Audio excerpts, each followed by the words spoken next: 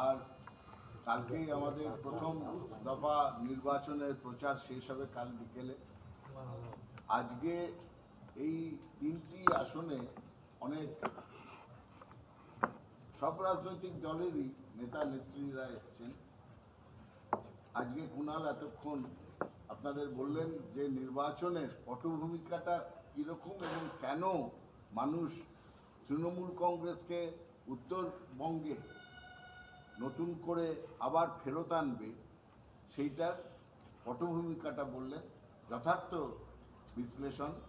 আমি এবার আপনাদের সামনে দু তিনটে জিনিস আনবো যেটা আপনারাও জানেন। আজকে নরেন্দ্র মোদী এসেছিলেন, স্বভাব সিদ্ধ ভঙ্গিতে তিনি 10% সত্যির সঙ্গে 90% মিথ্যে মিশিয়ে বলার চেষ্টা করেছেন কিছু। আমি আপনাদের দৃষ্টি আকর্ষণ করব একটি সার্ভের ব্যাপারে। সার্ভেটা করেছিলেন centre for studies of developing society.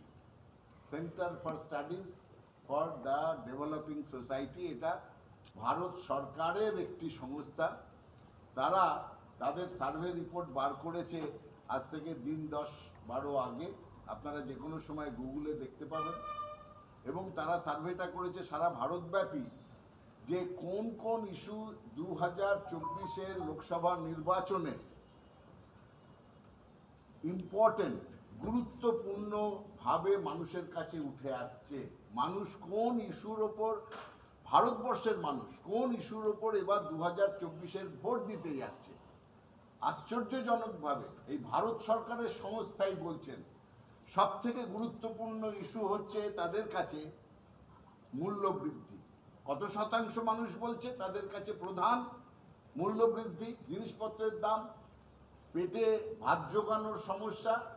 71%, এটা 71% মানুষ বলছে মূল্য বৃদ্ধি হচ্ছে ভারতবর্ষের সব থেকে বড় সমস্যা। সে মূল্যবৃদ্ধি কেন? কেন্দ্রীয় সরকার, মোদী সরকারের জন্য। দ্বিতীয় গুরুত্বপূর্ণ ইস্যু কি এই সামনের নির্বাচনে? সেটা এই ভারত সরকারের সংস্থা বলছেন যে আনএমপ্লয়মেন্ট। আমরা বলছি না, এই ভারত সরকারের সংস্থা তারা নির্বাচনে, প্রাক নির্বাচনী সারা ভারতবর্ষের মধ্যে লক্ষ লক্ষ লোকের মধ্যে গিয়ে তারা সার্ভে তুলে নিয়ে এসে বলছে দ্বিতীয় গুরুত্বপূর্ণ ইস্যু হচ্ছে বেকারত্ব। সেটা বলছেন 65% মানুষ বলছে ভারতবর্ষের ক্রমবর্ধমান যে বেকারত্ব, এবং যে বেকারত্বের মধ্যে 60% বেকারদের মধ্যে হচ্ছে 40 বছরের নিচে ইউথ, যুব সম্প্রদায়, সেটাই হচ্ছে দ্বিতীয় সব থেকে বড় সমস্যা। এবং এই প্রসঙ্গে আমি আপনাদের আরেকটি কথা মনে করিয়ে দিই। তাদের একটি প্রশ্ন ছিল যে রাম মন্দির কতখানি গুরুত্ব পাবে এই সামনের নির্বাচনে। দেখা গেছে 8% মানুষ বলেছে এটা আমাদের কাছে একটা ইস্যু, রাম মন্দির ইস্যু। আমরা যেটা বারবার বলতে চেয়েছি, মানুষের পেটে ভাত নেই, রুটি কাপড়া মাকান, সড়ক বিজলি পানি, এবং তাদের মাথার উপর ছাদ দরকার, পেটে ভাত দরকার, আর রুটি রুজির জন্য চাকরি দরকার। এটাই ভারতবর্ষের সব থেকে বড় নির্বাচনের বিষয় হতে চলেছে। এবং সেখানে নরেন্দ্র মোদী সরকার 10 বছরে সাংঘাতিকভাবে ব্যর্থতা দেখিয়েছে। তার উপরে সামনের দিনের ভোট হবে। পশ্চিমবঙ্গের ক্ষেত্রে আপনারা জানেন যে এই বিষয়গুলো আমরা বারবার তুলে ধরেছি যে মানুষের পেটে ভাত চাই, মাথার উপর ছাদ চাই। আরেকটি প্রসঙ্গ আপনাদের বলবো, যেটা নরেন্দ্র মোদী আজকে বলতে চেষ্টা করেছেন যে ওনারা কিছু করলেই ঢক্কা নিনাদ করছেন দুর্নীতি দুর্নীতি করে। এই বিষয়ে আমার বলার একটা আছে। আপনারা জানেন পারাকাল প্রভাকর, এই নামটা আপনারা শুনেছেন। তিনি হচ্ছেন নির্মলা সীতারামনের স্বামী, হাজব্যান্ড, অর্থমন্ত্রী, জাতীয় অর্থমন্ত্রী নির্মলা সীতারামনের হাজব্যান্ড। তিনি পরিষ্কার বলে দিয়েছেন যে ইলেকটোরাল বন্ড হচ্ছে শুধু ভারতবর্ষের নয়, সারা বিশ্বের মধ্যে সব থেকে বড় অর্থনৈতিক কেলেঙ্কারি, এবং সেটা সংগঠিত হয়েছিল মোদির দ্বারা। তিনি নাম করে বলেছেন নরেন্দ্র মোদী এই সব থেকে বৃহৎ অর্থনৈতিক কেলেঙ্কারি নরেন্দ্র মোদী করেছিলেন। তিনি আরো বলেছেন যদি মোদী সরকার ফেরত আসে তাহলে আপনারা নিশ্চিন্ত থাকবেন, যেটা আমাদের মাননীয় মুখ্যমন্ত্রীও বলেছেন, যে সামনের দিনে দেশে কোনোদিন নির্বাচন আর হবে না। দেশটা হয়ে যাবে চীনের মতন, নয় উত্তর কোরিয়ার মতন। নির্বাচন আর হবে না, তখন হবে ডিক্টেটরশিপ, স্বৈরতন্ত্র হবে, মোদি স্বৈরতন্ত্র হবে, মোদি বিধান হবে এবং সংবিধান থাকবে না, মোদি বিধান চলবে। তিনি সাবধান করেছেন।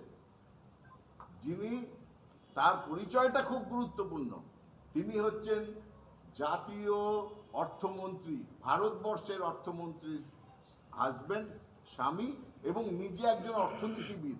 তিনি পরিষ্কার বলছেন যে আপনারা যে করেই হোক মোদির ফেরত আসা আটকান, সমস্ত জনগণের জন্য বলছেন। কারণ ভারতবর্ষের সংবিধান থাকবে না, ভারতবর্ষের গণতন্ত্র থাকবে না, ভারতবর্ষ স্বৈরতন্ত্রে পরিণত হবে। এই প্রসঙ্গেই আজকে সব থেকে বড় লড়াই যেটা হচ্ছে, এখানে যেরকম গরিবদের পেটের লড়াই হচ্ছে, ছাদের লড়াই হচ্ছে, তার সঙ্গে সঙ্গে আমি মনে করিয়ে দিই, বাংলা, পশ্চিমবঙ্গ এর স্বাধীনতার আগে থেকেই পশ্চিমবঙ্গ কিন্তু স্বাধীনতার যুদ্ধে সব থেকে আগে এগিয়ে গিয়েছিল দেশকে স্বাধীন করার জন্য। পশ্চিমবঙ্গ সব থেকে আগে রাস্তা দেখিয়েছিল যে কিভাবে এখানকার ভারতবর্ষকে স্বাধীন করে একটা গণতান্ত্রিক পদ্ধতি আনা যায়। আর আজকে সেই গণতন্ত্র এবং সংবিধানকে রক্ষা করার জন্য পশ্চিমবঙ্গই রাস্তা দেখাবে, পশ্চিমবঙ্গই লিডারশিপ দেবে। যেটা কুণাল বলেছে যে সামনের দিনে যে সরকার হবে দিল্লিতে, সেই দিল্লির সরকারের প্রধান একটা অংশ হয়ে উঠবে তৃণমূল কংগ্রেস। কনসাস মানে বিবেক বলা যায়, যে বিবেক সারা ভারতবর্ষকে রক্ষা করবে, সংবিধান যাতে ধ্বংস না হয়, সাধারণ মানুষের অধিকার যাতে ধ্বংস না হয়। তার সঙ্গে আমি শুধু আরেকটা কথা যোগ করব, যে বাংলার অস্মিতা, বাংলা কখনো মাথা নত করতে জানে না। বাংলা সবসময় দেখিয়েছে যে বাংলা মাথা উঁচু করে থাকে, তারা সগৌরবে থাকে। আমি সেই জন্যে বারবার মনে করিয়ে দিই বাংলার যারা ভোটার তাদের জন্যে, যে অনেকে এই যারা দিল্লিবাসী বহিরাগত, তারা এসে হিন্দি ভাষায় অনেক কিছু বলে যাবে, বাংলাকে তিরস্কার করবে। আর ঘরের মধ্যে আমি নিজে দেখেছি তারা বাংলার সম্বন্ধে যে কটূক্তি করে, যা ঘৃণা করে বাংলাকে, এই বিজেপির যারা শীর্ষ নেতৃত্ব, তারা রীতিমতো ঘৃণা করে। কথায় কথায় বলতো মিটিংয়ে ভুখা বাঙালি। আমরা এদের শুনে আমাদের গায়ে কাঁটা দিত, এরা কারা?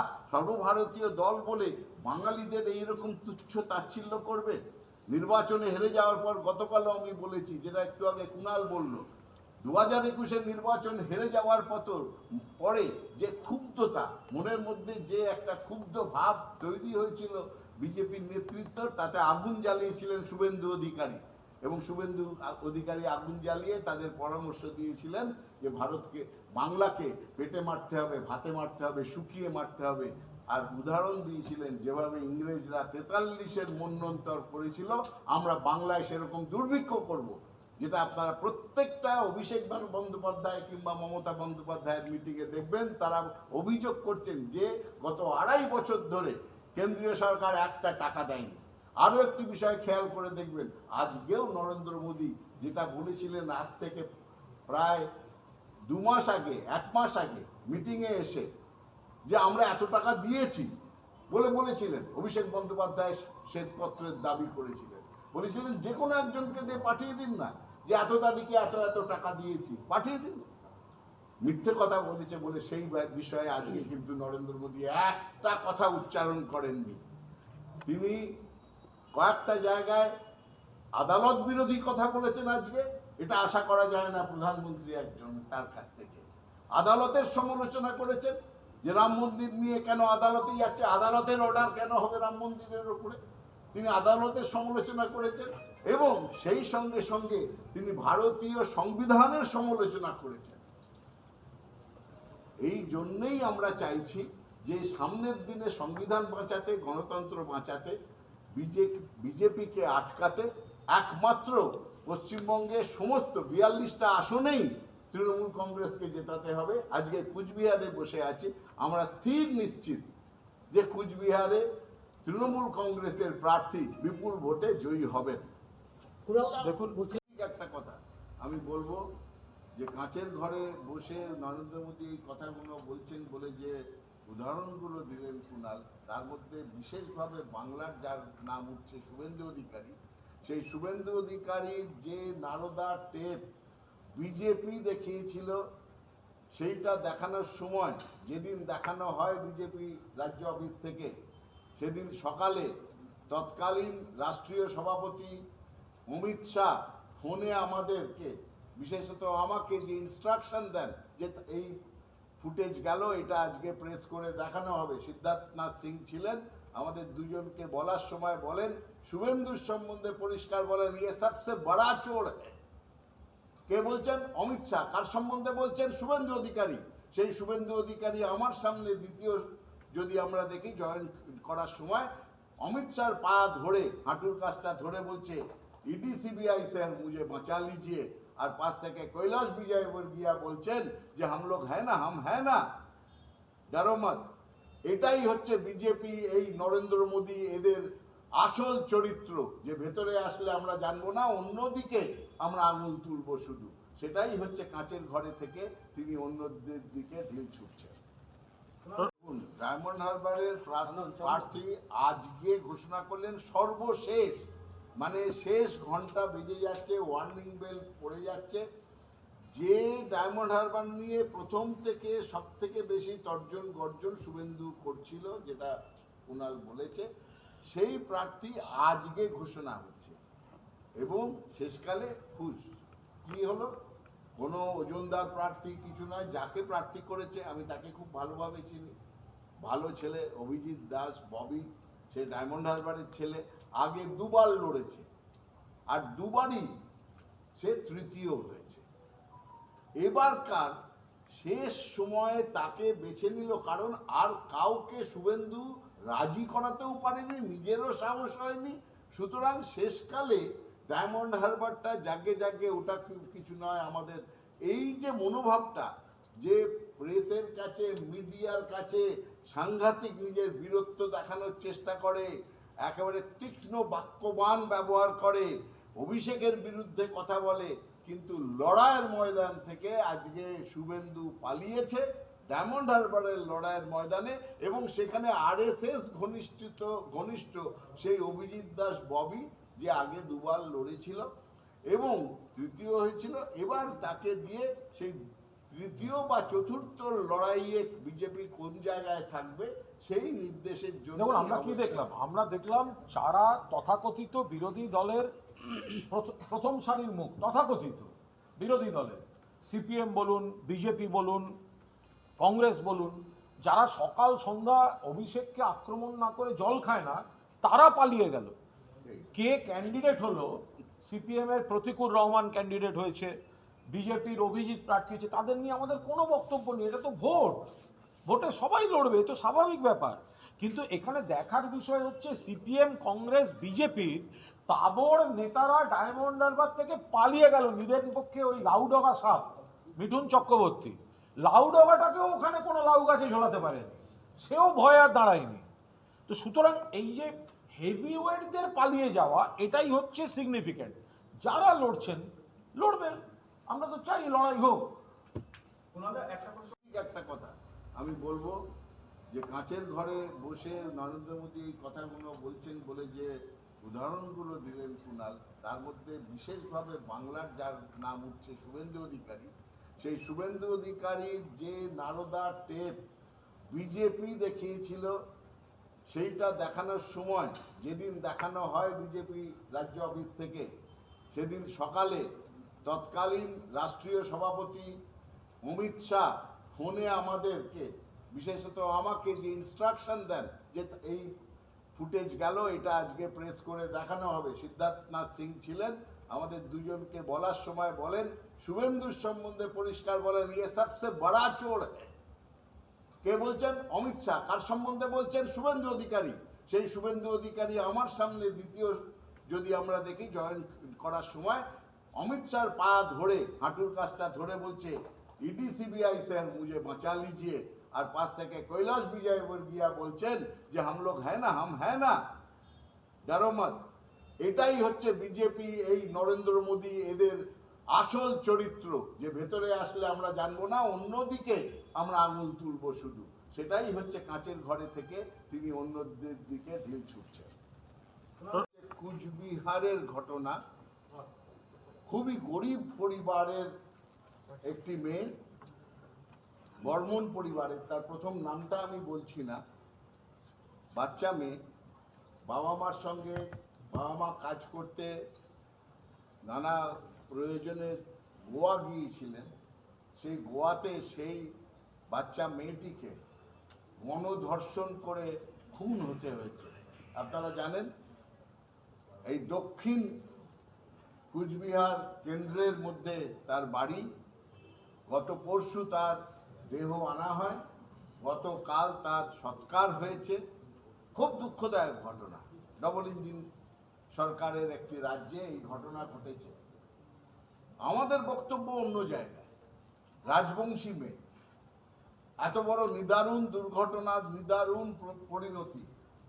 আজকে আমরা এখানকার এই বিজেপির তথাকথিত রাজবংশী নেতাদের মুখে একটা কথা শুনিনি আজকে। তার পাশে গিয়ে দাঁড়িয়েছে তৃণমূল কংগ্রেসের নেতারা, সেই পরিবারের পাশে গিয়ে দাঁড়িয়েছে। এখানকার যিনি এখনকার সাংসদ, এখনো কয়েকদিন যতন আছেন, আর বেশি দিন থাকবেন না, 4 তারিখের পরে থাকবেন না, তার মুখেও আমরা কোনো কথা শুনিনি। দক্ষিণ কুচবিহারের যিনি বিধায়ক, তিনিও রাজবংশী। হ্যাঁ? না, তো এদের মুখে আমরা দেখিনি যে এই বিষয়ে একটি কথা আপনারাও শোনেননি। আমরা এই ঘটনার তীব্র নিন্দা করছি, পরিবারের সঙ্গে সহানুভূতি জানাচ্ছি, পরিবারের পাশে দাঁড়াচ্ছি, কিন্তু একই সঙ্গে বলছি এই দ্বিচারিতার রাজনীতি কুচবিহারে আর চলবে না। আরেকটা